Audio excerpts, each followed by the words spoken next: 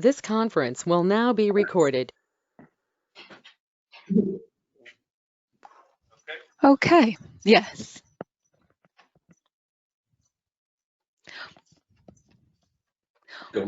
Well, behind the scenes, we're sorting out our technical issues.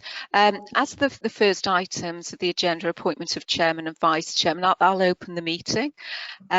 So if I could have nominations for the first item for the appointment of chairman, please. Gerwin, Mr. Watkins. Yeah, I move re-election. Is that seconded? Yes, seconded by Lorna and Ronnie. Lovely. And are there any further nominations, please? No. Is that agreed? Yes, everybody's nodding. We've got nobody dissenting on that. Okay, thank you. So Richard, congratulations, and it's over to you as chairman. And so the second item is for nominations for vice chairman. Thank you. Yes. Are there any? Thank you first of all for asking me to be chairman again. I'm happy to continue for this year. Appointment of vice chairman. Are there any nominations? I nominate Move re-election. Yeah. So we've got the one nomination of Lorna. Any other nomination? Oh, any other nominations? Is that everybody in favour? And yeah, all in favour? Thank you. Lorna, are you happy to continue as vice chairman? Yes, fine. Thank you very much. Yes. Thank you very much. Okay.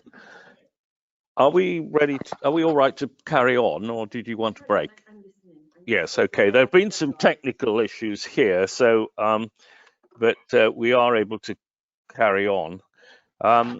Councillor Andrew Robertson, can we welcome you to the meeting? I gather this is your first meeting. It's a bit difficult doing it remotely like this, but you're probably used to it now over the last 9 months. Hopefully, in the new year, we might get back to face-to-face meetings. We've been using different platforms, so each one takes a little bit of getting used to. Also, I have to warn you that my internet connection here is really poor. We're actually operating on 4G at the moment, so I'll see how it goes. Okay, thank you very much. Right, any apologies for absence? No apologies for absence. The minutes of the meeting held on the 10th of September, these have been sent out. Hopefully you've all had a chance to read them. Is that a true record of what happened? Anybody prepared to propose that? I'll propose the minutes, Chair. Thank you. A seconder? Gerwin, thank you. All those in favour? Any issues to raise? No. Thank you. Well, I'll sign those as being a true record of the last meeting.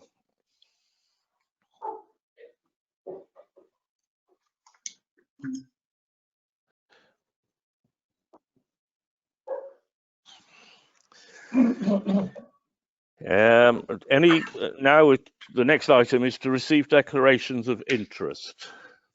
Are there any?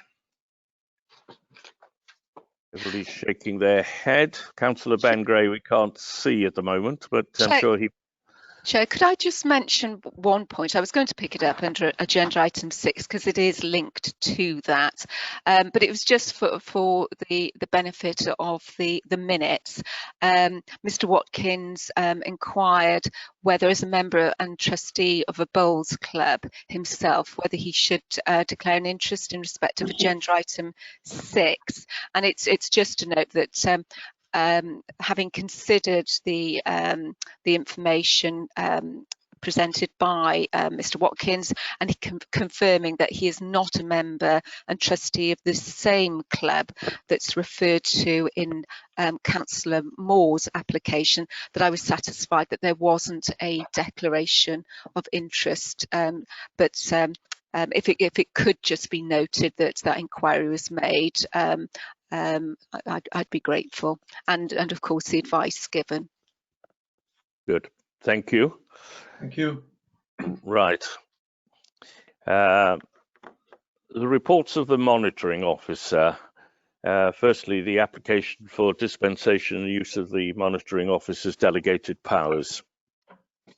Oh, thank you. The report deals with two matters. One matter having been dealt with under delegated power, so I'll touch upon that at the end.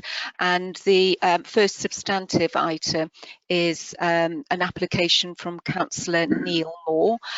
His application is before you and is attached at Appendix 1 to the agenda.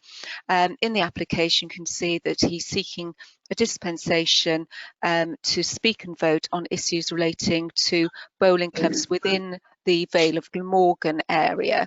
And he then clarifies a little further down in his application that he's seeking to speak and vote on matters as I've indicated, which are of a generic nature, but should a particular issue be raised relating specifically to Cadoxton Bowling Club, he would declare and leave the meeting for that particular item. So it is only really in respect of generic matters, unless with regards to the item that it's as I say, it's of a generic nature and relates to Cadoxton Bowling Club in addition to all other bowling clubs within the area.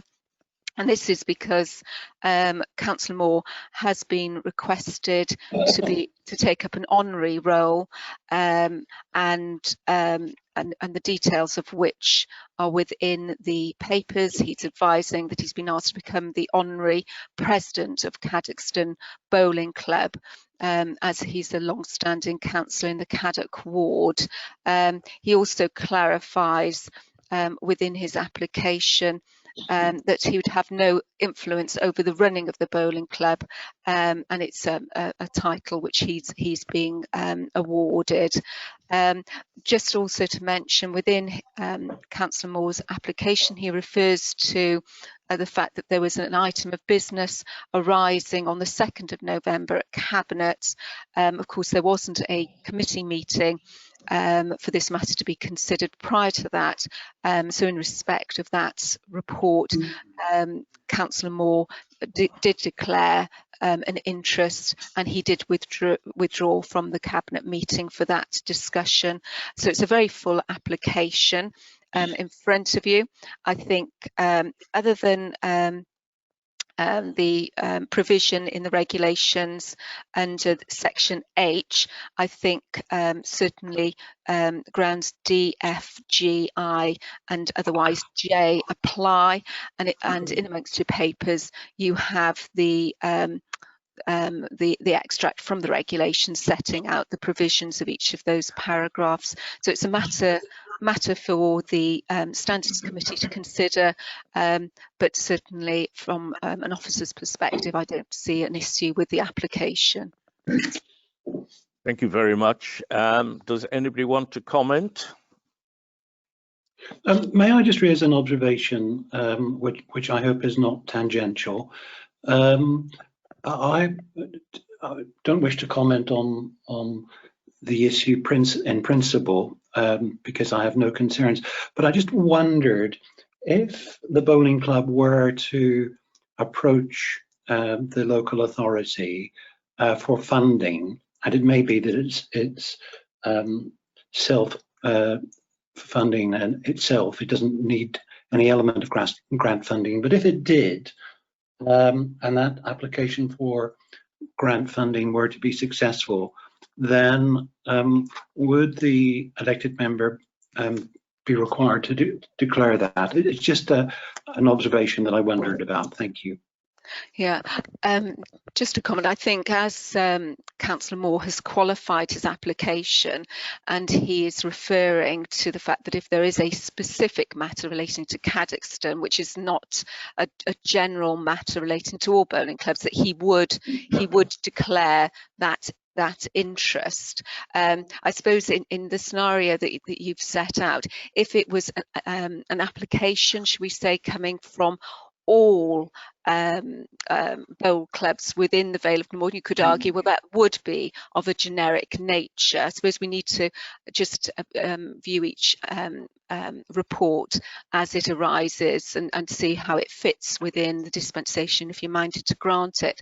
But putting that to one side, a member, even if a member has a dispensation, they still need to declare that they have a personal and a prejudicial interest, indeed, if it does equate to prejudicial interest, and that they have been granted dispensation. So there's always information out in the public domain with regards to an interest that a member has, even if they're granted a dispensation. Thank you, that's helpful. Any other comments? The recommendation is that this should be accepted.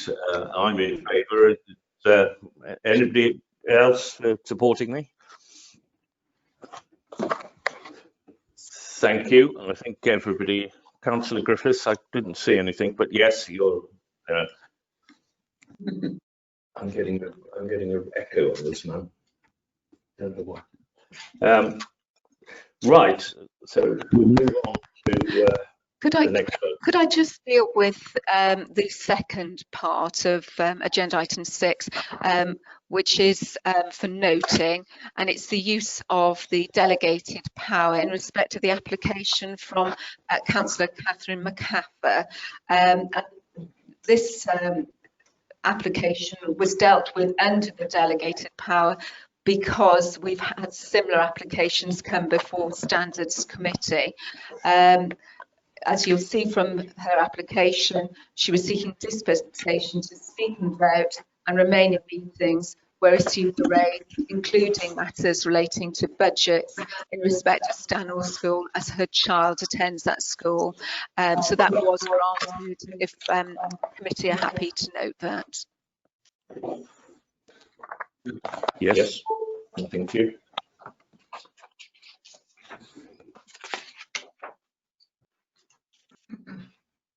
We move on to the audit review of compliance of the members' code of conduct. Thank you, Chairman. Attached to the report is the internal audit report in this regard. Can I stop you there? I think Councillor Gray has his hand up. Sorry, yeah, it was just to say there is an echo, but I think it's because there's even with the headsets on, there's more than one microphone in one room. Yeah. So I don't know if the members who are all together can only have one on at a time. So I don't know if you were having that echoey issues as well, but I thought before we started on the next one, I'd just raise it. Yes, I'm having that. That's much better. Yeah, I've taken mine out. Yeah. I'll go from the recording. You'll have to go from the recording. My mic off this one. This one. You should be able to on the screen. It's on the screen. Yeah, it doesn't switch off.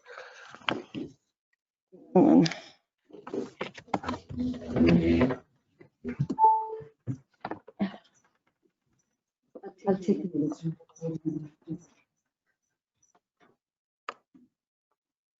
Yeah. Yes. Okay. Yes. I'm pleased to say that my colleague Joan Davis from the internal audit team has joined us today. I think Joan is going to just give a very brief overview of the work that the internal audit team undertook. So can I hand over to Joan, please? Okay, thank you. Good morning. I'm Joan Davis, as Debbie has said. I'm the Audit Client Manager. Before you, Appendix A is the audit piece of work that we recently completed in regard to the compliance to the Members' Code of Conduct. This was part of our annual audit plan for this year. The scope of that work was for us to review the guidance available to members, including gifts and hospitality and declarations of interest, to make sure that members are aware of those requirements, to test the processes in place and to ensure that there's substantial monitoring behind there to ensure that those processes work and are effective. It's very pleasing to say that everything was in order. There were a number of strengths identified that are listed in Appendix A. For example, MemberNet has all the key documents available for yourselves. Declarations of interests are recorded in the minutes. Registers are uploaded and available for the public, and dispensations are correctly referred and considered by Standards Committee. One merits attention recommendation was made, but this is only for advisory purposes. Due to the current systems, paper forms need to be completed, and we had instances where paper forms weren't filed. That could have been because of COVID and the situation that we're working in at the moment. However, it was an advisory piece of work, that advisory recommendation, that if paper forms are being used, they just need to be completed and retained for the full audit trail. That's all really I'd like to say. As I said, it was a pleasing piece of work. There was only one merits attention recommendation. We used questionnaires to gauge members' awareness of their requirements, and from those completed questionnaires as well, we gained assurance that members were aware at least of where to go for as reference points. If I'm happy to take any questions though. I have a question, Chair. Yes, yes, this is Halish. Hello, Joan. Could you actually explain the management implementation plan, the category code key on the back? I couldn't quite work it out. It's the very final page of the report. Sorry, can you hear me? Yes. The very final page of the report. The category code key. I didn't understand it. Could you explain? Yes, of course. Unfortunately, it might be a bit. It's a bit of a red herring in this instance. If, as I've explained, there was only one merits attention recommendation made in this report, and because that's for advisory purposes, we don't require a response. If we made a significant recommendation, we would have completed a management implementation plan, and that would have been attached at the end of the report. So it would have given the recommendation and asked for a manager's response and a date when that recommendation would be implemented. So in that case, then recommendations would be categorised. So they would be categorised depending on the type. So whether it was a compliance issue or a governance issue, we would use those category codes. So we couldn't align. Sorry, go on. We can't align actually the category code to the actual list of actions that have been taken. That was I was looking at to see whether it aligned to the actual actions that had been taken in the audit. Right, no. In effect, we would align the category codes to the recommendations. The merits attention recommendation that you had would be a compliance recommendation, but because we haven't completed the management implementation plan, that's not actually shown because there's no management implementation plan, but it would be a compliance one. So it's at the end of the audit, we reflect on what areas those recommendations are, and that helps inform our overall annual audit opinion, and we can see if there's mostly compliance issues across the council or governance issues, so it helps inform that audit opinion. So am I right in saying that the actual code would be aligned to the final plan? Yes, if there were recommendations that were significant or fundamental, we would give it a code, yes. Yes, I understand. Thank you. I think somebody else wanted. Yes. Mike. Mike Cuddy. Okay, you hear me? Hello? Can you hear me? I can hear you. Okay, thanks.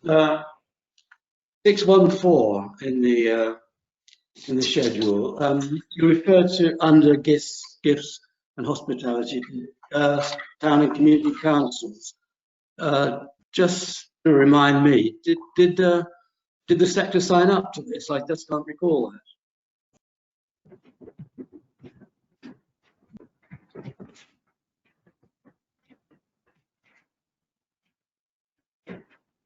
Sorry, was that question directed at me? Sorry, I couldn't hear the. Somebody, I don't know. You've done an audit of the Vale of Glamorgan in your section 1, section 614. You refer to community councils as well. No, I just can't recall when or how the sector signed up to the vision.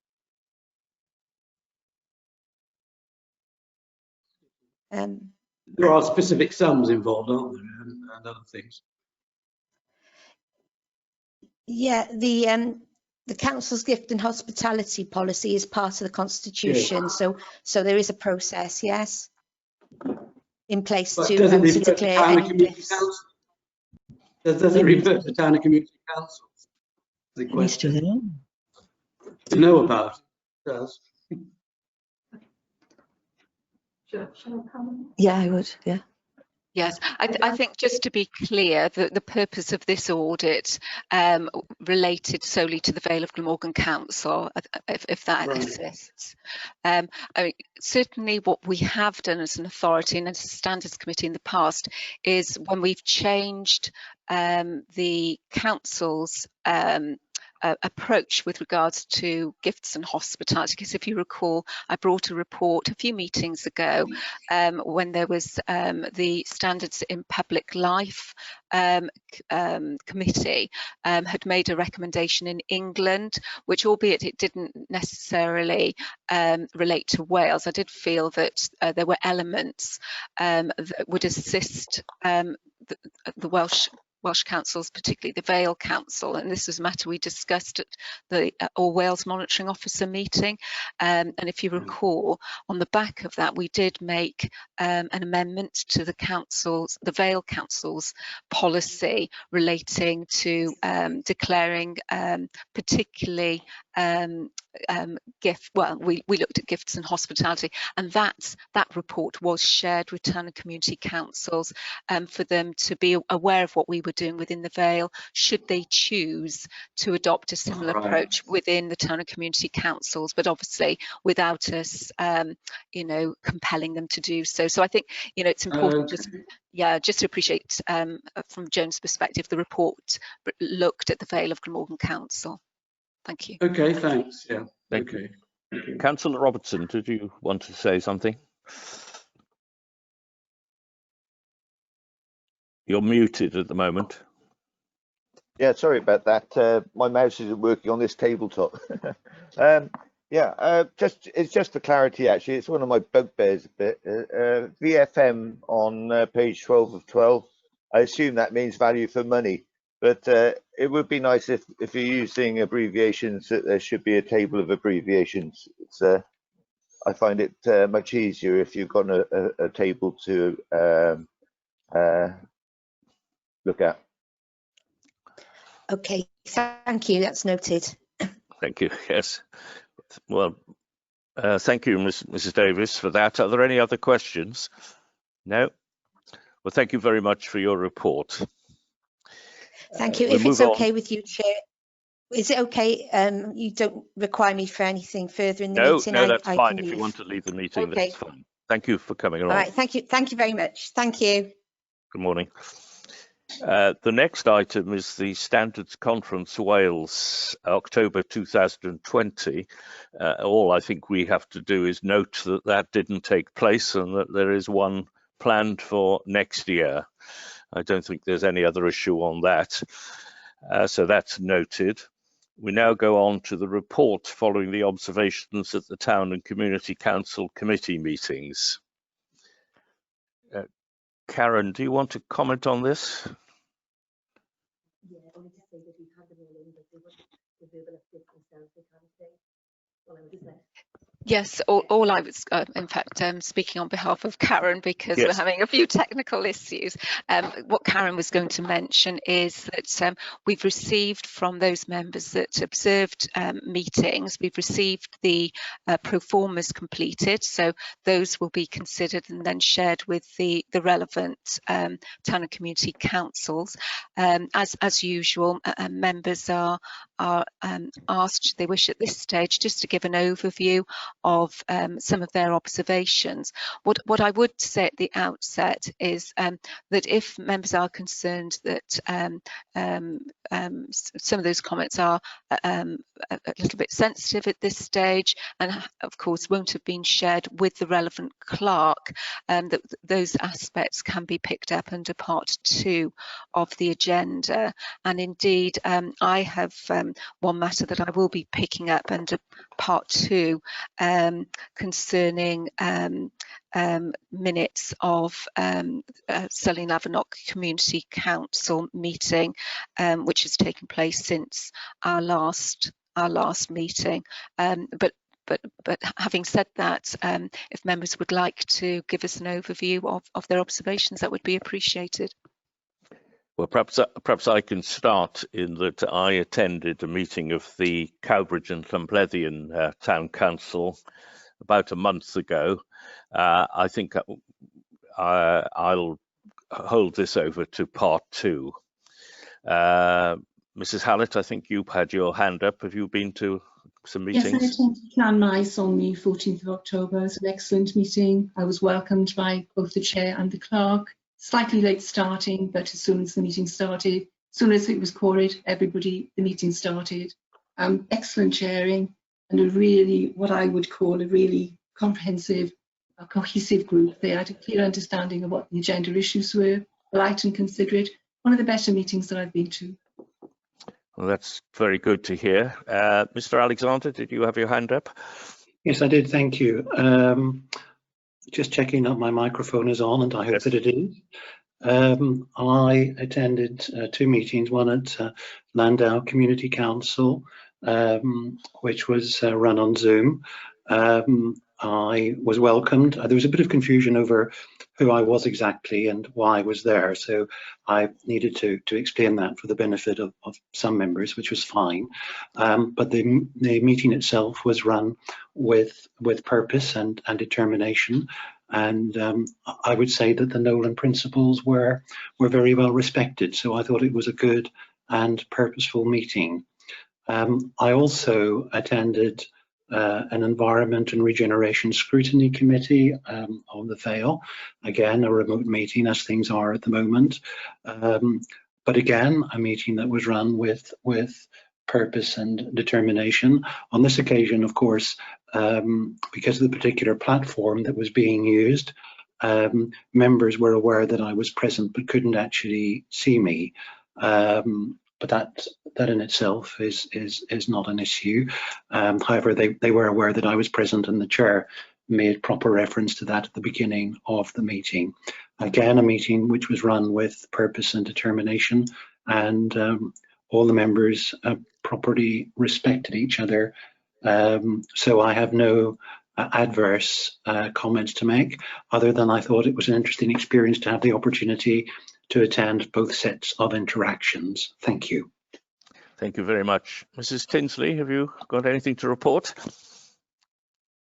Yes, I attended Barry Town Council meeting. It was a very full meeting.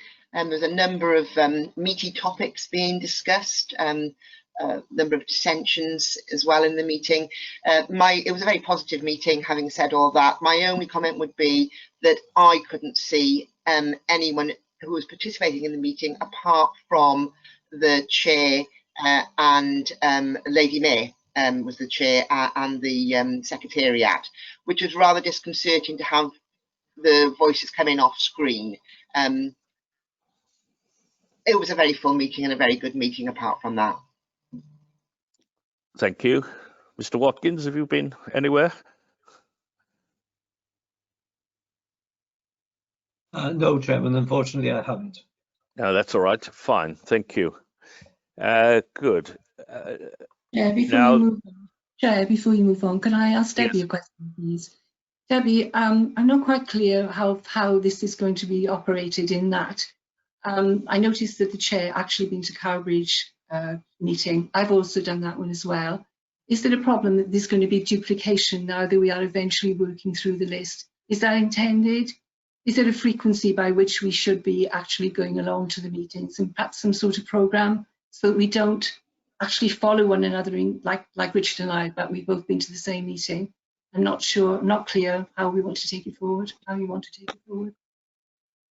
Well, Yes. I'm not sure. Sorry, I'm not sure we were at the same meeting. I was at the last one. No, I've previously done it, Richard. I've Yes, been I to appreciate that. back last year, so we will have audited, or we would have been observing at that meeting twice in less than a year. So Well, I mean, I just wonder if we want to avoid doing that. That's all. Yeah, I usually ask Karen if it's all right, and she No, will. no, I asked, no, Richard, I think you're misunderstanding me. What I'm saying is we're all doing things. We don't know what the others are doing or where they've been. So would it be helpful if there was a list made available of which county councils would be due to be observed? Is that, I'm trying to be helpful on this. Yeah. Oh, yes. I'm not suggesting otherwise. No, I liaise with Karen, and I say, well, what if I go to this one? And she might say, oh, well, somebody else has been to that lately. Can you go somewhere else? So I think Karen is the link. That didn't happen with the Cowbridge meetings because we've both done them within less than a year. So, I mean, if that's how it's to be, that's fine, as long as I understand. That's all right. Debbie, do you want to comment? All I was going to say, certainly I know that Karen does provide support and maybe a steer for meetings to be attended. That there have been, I've had contact from members, the chair, also the clerk from Cowbridge Town Council fairly recently. And I think certainly from that perspective, it would be and has been appreciated having the additional support of a more frequent attendance of independent members of the Standards Committee at that particular town council. So there will be occasions when it's felt that there should be more frequent meetings, and obviously we'll factor that into the programme that's available for members as part of that programme. I think if we all agree that we will contact Karen beforehand, I'm looking at her to see and say we intend going there. Is that all right? And she can say, well, somebody's been there recently. Can you go somewhere else? So we do it through Karen, if that's all right. Yes, Councillor Robertson. I was just wondering whether it wouldn't be possible to actually work out a programme and a calendar of attendance for independent members of this committee beforehand. And I could understand where Pat's coming from on the duplication. I'm a member of Dennis Parish Community Council, and as far as I'm aware, we haven't had a visit from any of your good selves. And I think that would be welcome, but I think this could be sorted out simply with a calendar and a bit of intercommunication. A good point. I think we'll take that on board. Okay. Right. The Standards Committee hearing panel membership re-allegations of failure to observe the members' code of conduct. Debbie, do you want to speak to that? Yes, thank you. This is a report that I've pulled together so that members can consider whether they would wish for a delegated authority to be given to myself, so that we could ensure that all members have the opportunity to attend, should they wish, or should they be available to attend hearings of the Standards Committee. I'm mindful that a decision was taken previously that rather than all members of the Standards Committee dealing with the most recent matter, that because the individual council was not represented, that it was felt that the Standards Committee should be represented by, albeit quorate, a smaller number rather than the full 9 members, which is a view that I did support. But I am mindful that as a result of that, a number of independent members did not have the opportunity to attend that hearing, and obviously it's important that everybody should have that experience. So it's seeking authority so that on the next occasion when we have a hearing, and if indeed the member is not represented, and the view of the committee is that a scaled back number of members should deal with that matter, that on that occasion that I be given delegated authority to liaise with the individual members, check their availability, obviously look to accommodate where at all possible, to fit in with members on that road to their availability, but just to have that delegation behind the scenes to undertake that piece of administrative work. Thank you for that. Perhaps I can comment. I feel quite strongly that to have an unrepresented person appear before the whole of the Standards Committee, if we were all there, of 9, would be oppressive, and there may be a risk even of judicial review for that. I think to appear before 3 people, 4 people, 5 people is hard enough, but to appear before 9, I think would be open to criticism. I have no problem at all with what is being proposed here, and I think if it comes up again, I would still be urging that we only had 5, but I've no problem with there being 4 or 5 different people. I don't know what other people's views are. Do anybody want to comment? Mrs. Tinsley? Mrs. Tinsley, you're on mute. Yeah, thank you. I completely agree, Chair, and I am very concerned that we be in that position of being, in already a very tense situation, causing further anxiety and upset to the person concerned. It doesn't feel right. I'm also mindful that in a previous hearing, we didn't do it that way. As I recall, I believe Mrs. Hallett attended that one as a disciplining officer. So similar situation, we didn't all attend. There was a committee selected. So I'd be in support of having some rota system where we share out the responsibilities, but we aren't all required to be there. Mr. Councillor Cuddy, I think you had your hand up. Yes. Could I? Sorry, could I? Oh, yes, I did indeed. Can I stop you for a moment? Sorry. Debbie, you wanted to speak. It was just a point of clarification, and it was referring to the matter that Mrs. Hallett previously was involved with. That was under a different procedure. That was the local dispute resolution procedure, rather than a hearing of the full Standards Committee in respect of an investigation by the Ombudsman, just for clarification. Thank you for that. Yes, Councillor Cuddy. Yeah, as the representative of town and community council, from town and community councils, when the matter concerns the town and community council, and it often does, and I can't think of an exception, I think that representative should be there, or very on the Standards Committee. You were breaking up as far as I was concerned there. Can you repeat that? I'm sorry. Oh, right. Okay. I said that I'm represent the town and community council sector. Hear that bit? Yes, carry on. Yes, if you repeat it, I think it's easier. Insofar as that any hearing may apply to a town or community council, I think that person, which happens to be me in this case, attends that hearing. for a couple of reasons, really. One would be that although you're gaining experience, empathy with the situation of town and community councils and the way they work. Secondly, is to ensure that there is that town and community councils have a good standard of behaviour and propriety, and that's the reason.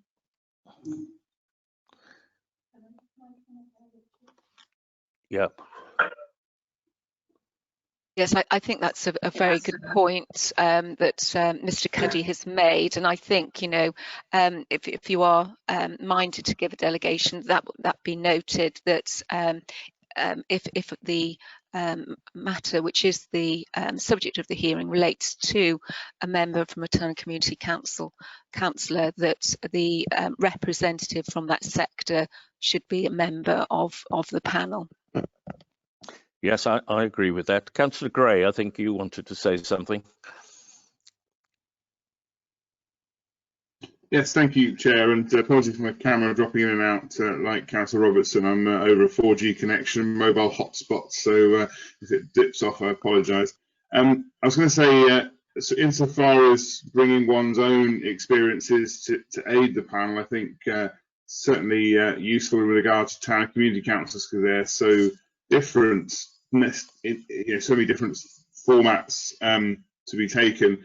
I'm comfortable with a reduced membership, and I think that the independent members forming the basis for a hearing when it comes to one of our colleagues as a member of the County Borough Council, I think would be preferable. I feel very we all know one another so well. It's rather hard to remove oneself to have some sort of review. I'd rather if it was a hearing that the independent members are the driving force behind that. I don't know if the monitoring officer thinks that they need to have at least one elected member amongst the panel, but to me, you're making an objective view of the code in reviewing items that are there, and you don't have those other interactions.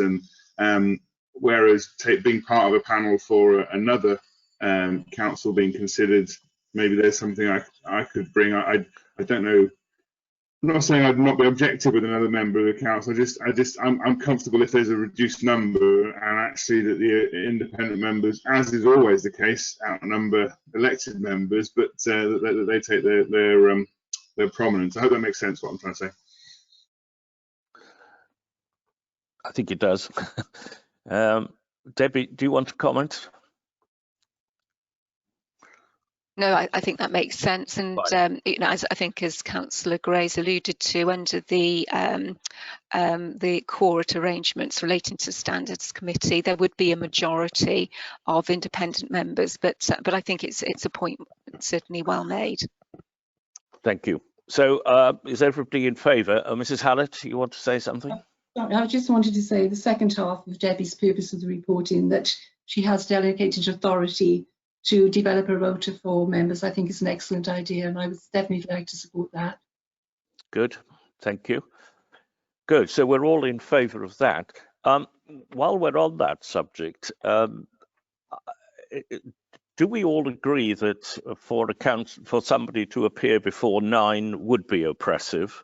Because if we did, I would like to ask Debbie to refer that comment to the parties who set up this procedure with a view to possibly looking at it, well, when they next review it, that they consider what our experience has been, and that the committee should be reduced to a figure of, say, 5. Is everybody, Councillor Robertson?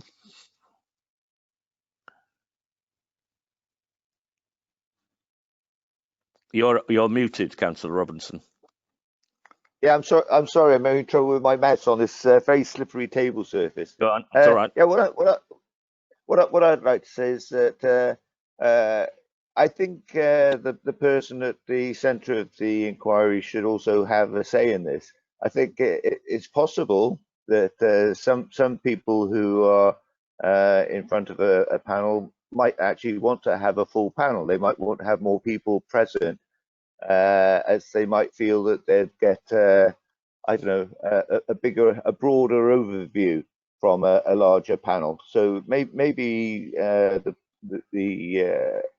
person who is being asked to appear before a panel should actually have some say in the matter themselves. That's an interesting point. I think that's Councillor Gray? a Sorry, Councillor Gray? Yeah, I'd echo what Councillor Robertson says. I think you know, if a member of any authority feels that they want to have that full hearing, I think that they should be afforded it. And you know, we're not talking about individuals who are not used to talking in front of a large group. But I appreciate that if yourself is on display, if I'm the subject of the reason why there's a big group of people looking at me on the screen, and I guess that's a bit different to talking about another subject. But I don't know many shrinking violets when it comes to fellow members who may wish to be forthright in their views of their own thoughts. So yes, I think if it's of a serious nature and they wish to have fire, I think that should be something we consider there as well. Okay, well, it is akin to a disciplinary matter rather than a court, rather than a council hearing. Okay, we won't take that any further because there's not unanimity on it. We'll move on to correspondence with the Public Services Ombudsman for Wales. Thank you, Chairman. This is a standard report advising, indicating that correspondence has been received from the Ombudsman since our last meeting. As will be appreciated, correspondence that we receive from the Ombudsman on such matters are confidential, and therefore I will pick up the details of the same under part 2 of the agenda.